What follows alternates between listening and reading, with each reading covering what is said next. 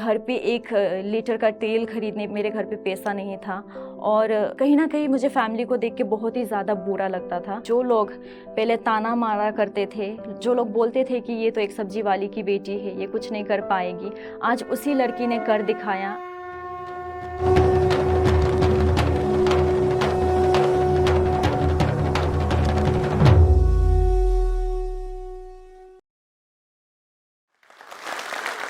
नमस्ते, खुलुमबाई। मेरा नाम पूजा बोरो है और मैं असम के एक छोटे से गांव चारद्वार से हूँ। असम के एक छोटे से गांव से निकलकर जोश टॉक्स के इस मंच तक पहुंचना मेरे लिए बहुत बड़ी बात है। फर्स्ट ऑफ ऑल मैं जोश टॉक्स को अपने दिल से धन्यवाद बोलना चाहूँगी। उन्होंने मुझे मौका दिया कि आज मैं इस स्टेज पे आके अपनी जर्नी के बारे में बात कर सकूँ। मेरी जर्नी स्टार्ट होती है वहाँ जहाँ मैं चारद्वार पे थी एंड मेरे साथ मेरे माँ, पापा एंड मेरे एक छोटे भाई थे। And suddenly a situation comes where my father expires when I was 3 years old and my brother was 7 to 8 months. And as my father was a driver, he lost his life in an accident. And तब struggle हमारा start हुआ। My mom, she was a single parent because there were no family support neither from my father's family nor from my mother's family. तो माँ जो थी वो बहुत ही ज़्यादा अकेली पड़ गई थी बिना कोई फैमिली सपोर्ट के। उनके पास डैड नहीं थे। 2 छोटे बच्चों को लेके हैंडल करना बहुत ही ज़्यादा एक टफ सिचुएशन था उनके लिए। एंड सभी को पता होगा एक सिंगल पेरेंट होना is not an easy task. And being a daughter मेरे लिए भी बहुत ही ज़्यादा टफ रहा है। Even though I don't remember कि उस वक्त कैसा था क्या नहीं था। बट देन जब मेरी माँ जब उन्होंने शादी नहीं की थी तो वो रेंट पे रहती थी। She was there working in a cotton mill with 2 of her roommates जिनके साथ वो शेयरिंग पे रहती थी। Both of them were unmarried. तो उन्होंने डिसाइड किया कि वो शादी ना करे और हमें पालें। तो वहाँ से जर्नी स्टार्ट होती है विदाउट फादर मेरे 3 माँओं की कहानी, जहाँ मेरे माँ के साथ उनकी जो सिस्टर्स थे जो ब्लड रिलेशन भी नहीं थे उनके, but they were like their own real sisters. तीनों ने साथ मिलके हमें पढ़ाया। हमारा जो ट्राइब है बोडो ट्राइब, हमारे ट्राइब में ये होता है कि हम वाइन प्रिजर्व करते हैं घर पे।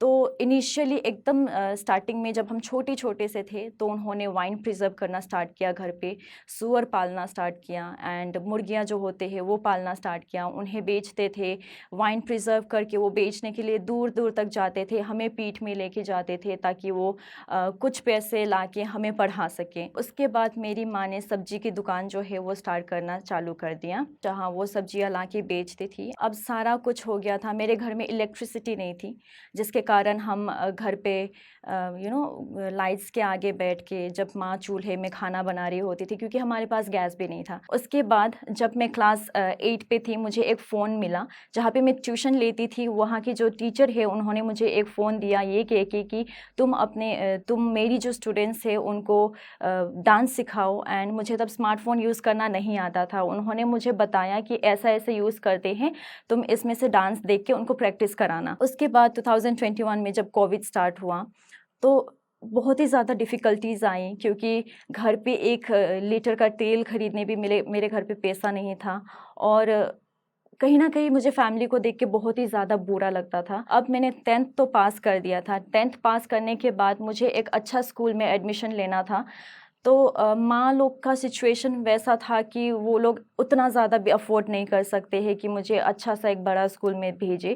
बट मुझे ये था कि अब मुझे करना है, तो मैं पार्ट टाइम जॉब्स बहुत ही ज़्यादा ढूँढती थी। कोई भी अगर रास्ते पे कुछ पेपर्स दे रहे होते हैं मैं वो उठा लेती थी, उस पे कॉल करती थी कि हाँ मैंने ये देखा है, जॉब मिलेगा या फिर कुछ भी मुझे दे दो ऐसा करके।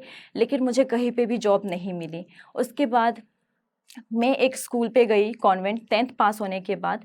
वहाँ पे जाके मैंने प्रिंसिपल से पूछा कि एडमिशन वगैरह कितने कितने का है एंड फ़ीस स्ट्रक्चर क्या है। तो उन्होंने मुझे बताया कि ऐसा ऐसा है and the price was very high, बहुत ही ज़्यादा था। एंड मैंने उनसे बोला कि मुझे कंसेशन चाहिए। मैंने उनको सारा फैमिली स्टोरी बताई कि मेरे घर पे कोई नहीं है ये वो।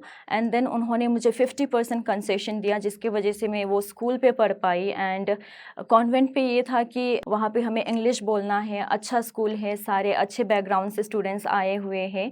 एंड कहीं ना कहीं मुझे भी ऐसा लगता था कि हाँ, अब मैं सही जगह पे हूँ, अब मुझे अच्छा एक नॉलेज मिलेगा या फिर मैं कुछ अच्छा सीख पाऊँगी। अब ना सब्जी का दुकान चल रहा है, अब ना मेरे पास कुछ है, तो कुछ ना कुछ तो करना है ताकि मैं अपना पढ़ाई कंप्लीट कर पाऊँ और साथ ही माँ लोग को कुछ अच्छा एक दे पाऊँ। मैंने अपना यूट्यूब चालू किया, जिसके थ्रू मैंने कैमरा के आगे बोलना शुरू किया। उसके बाद मैंने सोचा कि हाँ, अब मैं इंटरव्यू दे सकती हूँ। तो उसके बाद मैंने घर से 5 आवर्स के डिस्टेंस पे ट्रैवल करके ट्रेन से मैं घर से दूर गुवाहाटी जाती थी इंटरव्यू देने के लिए। 1 हफ्ते के बाद मुझे मेल रिसीव हुआ, में मुझे दिखा कि वहाँ पे ग्राउंड स्टाफ के लिए था।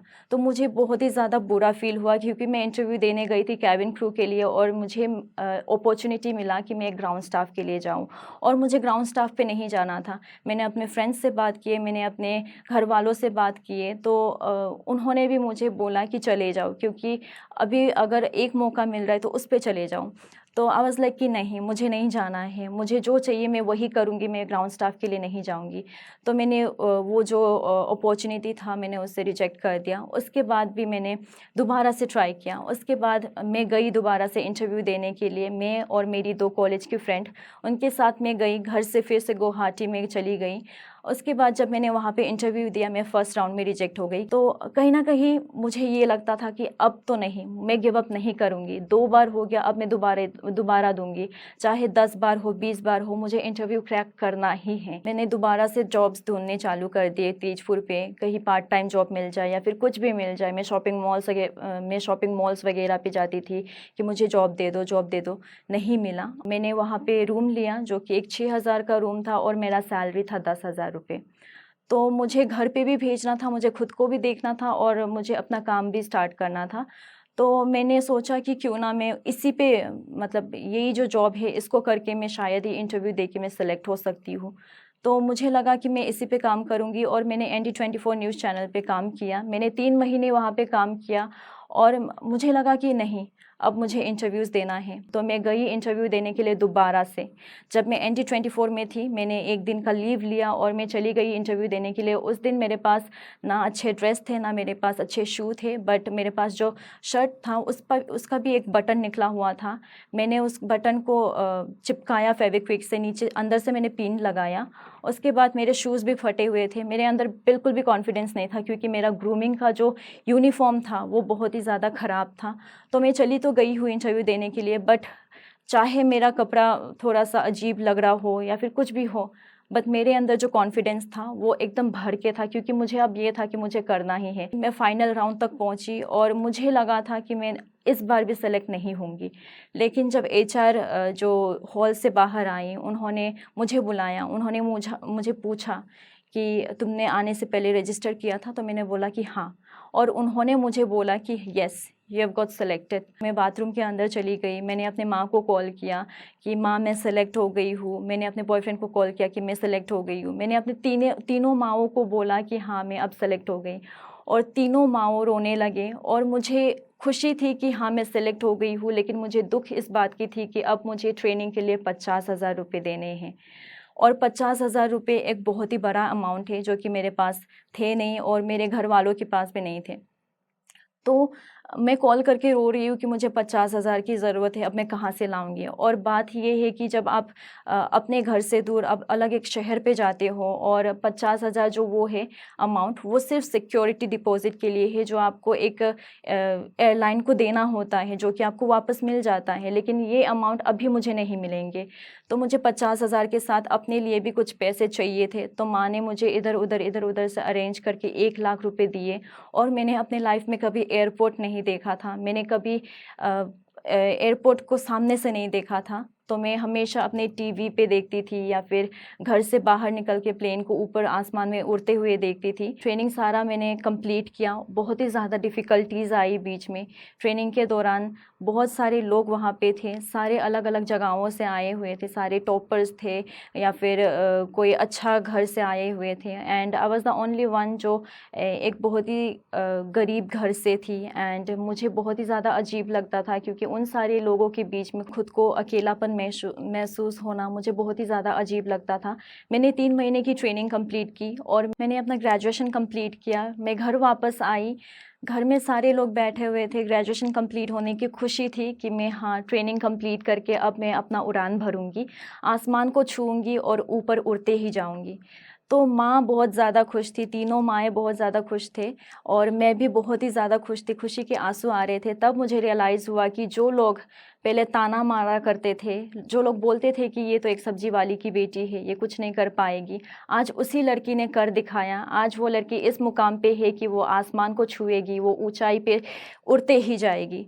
तो मुझे ऐसा लगा कि हाँ, अब शायद मैंने कुछ कर दिखाया है, अब मैं शायद अपने परिवार को कुछ अच्छा दे पाऊँगी। मेरा फाइनेंशियली अच्छा कंडीशन हो गया था, मैं फैमिली को अच्छा एक लाइफ दे पा रही थी एंड तभी से अभी तक मेरा लाइफ बहुत ही अच्छा चल रहा है। मेरे घर वाले जो है वो बहुत ही अच्छी एक लाइफ जी रहे हैं। तो मुझे कहीं ना कहीं प्राउड फील होता है खुद पे एंड अपने परिवार पे कि हमने मिलके ये कर दिखाया एंड आज ये सब हो सका तो मेरी फैमिली के हार्डवर्क की वजह से एंड मेरे खुद के मेहनत की वजह से। तो इस स्टेज से जाते जाते मैं ये बोलना चाहूँगी कि मेरे परिवार के साथ जो हुआ वो मेरे हाथ में नहीं था, लेकिन मेरे परिवार को उस हालत से निकालना मेरे हाथ में था और वो मैंने कर दिखाया। तो जोश टॉक्स आशा की जो फर्स्ट डे नव नारी कैंपेन है, इस पे मैं यही बताना चाहूँगी कि अगर एक नारी चाहे तो उसके अंदर जोश एंड आशा दोनों होनी चाहिए, तभी वो नारी सब कुछ कर सकती है। कभी कभी हम अपनी काबिलियत भूल जाते हैं। घर के काम के साथ अपना करियर भी बनाया जा सकता है, बस जरूरत होती है थोड़े गाइडेंस की। जोश टॉक्स जॉब्स फॉर वुमेन एक ऐसा प्रोग्राम है जो हमें एक्सपर्ट ट्रेनिंग, मेंटोरशिप और जॉब अपॉर्चुनिटीज का एक्सेस देता है। इमेजिन करिए एक ऐसा लाइव ऑनलाइन ट्रेनिंग प्रोग्राम जो सिर्फ हमारे लिए डिजाइन किया गया है, जहां एक्सपर्ट्स हमें गाइड करेंगे बिल्कुल बेसिक से। इस प्रोग्राम में हम एक सफर शुरू करेंगे जहां हमें जॉब मार्केट और जॉब अपॉर्चुनिटीज के बारे में सीखने का मौका मिलेगा। हम सीखेंगे प्रोफेशनल कम्युनिकेशन से लेकर रेज्यूमे बनाने तक, कॉन्फिडेंस बिल्डिंग से लेकर इंटरव्यू प्रिपरेशन तक, जो हमें सिर्फ आज के लिए ही नहीं बल्कि पूरी जिंदगी के लिए जॉब रेडी बनाएगा। जिनको सीखने के बाद हमें मिलेंगी रेलेवेंट जॉब अपॉर्चुनिटीज का एक्सेस, जिससे हम फाइनेंशियल इंडिपेंडेंस की तरफ अपना कदम आगे बढ़ा पाएंगे। तो चलिए डिस्क्रिप्शन और पिन कमेंट में दिए गए फॉर्म को फिल करते हैं और जोश की टीम हमसे जल्द कनेक्ट करेगी। मिलते हैं सक्सेस के रास्ते पर।